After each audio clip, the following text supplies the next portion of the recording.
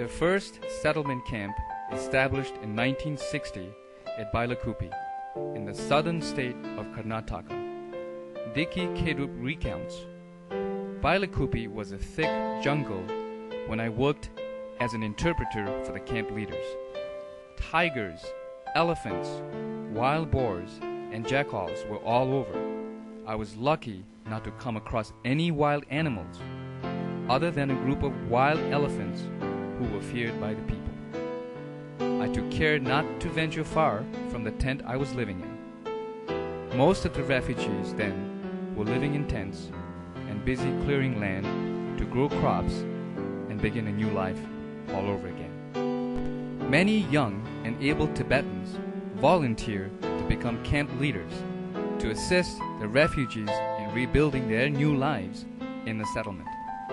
These courageous and dedicated men, themselves refugees, sacrificed efforts in rebuilding their communities at grassroots levels. These volunteers selected are members and leaders of camp committees. They work together with their Indian counterparts and with the Tibetan Bureau in New Delhi. The man standing to the far right corner is Mr. George Taring, who served as a settlement officer for the Tibetans. Tibetan office staff, where aid and programs were coordinated, and from where these men were sent out to wherever Tibetan refugees were located to oversee their relief and rehabilitation. Golathala, the first Tibetan camp in Bailakupi. When the settlement was founded in 1960, 660 refugees were sent from road camps to live in about 200 concrete and roof-tiled homes. The success of this first settlement served as a model for the planning of later settlements and gave hope that life in exile could be much brighter than in the road camps. Children in the Bailakupi settlement camp in the early days. Today, kindergartens and schools have been built in the settlement. Facilities such as drinking water supplies, dispensaries, and farming life itself was much safer and healthier for the children and adults than the unhealthy conditions of road camps.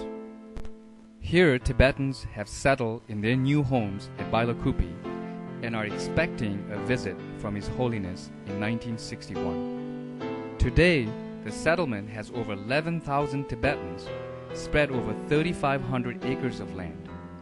With 7 camps, 4 monasteries, a school and an infirmary, the settlement has come a long way. The cooperative society, which today runs many small business units, such as a poultry farm, a carpet weaving center, a flour mill, all which maintain the economy of the settlement. His Holiness traveled by train from Delhi to Mysore and was accompanied by his family and officials. His Holiness is expected to arrive at the Bailakupi settlement camp in 1961 with the Tibetan and Indian national flags flying side by side.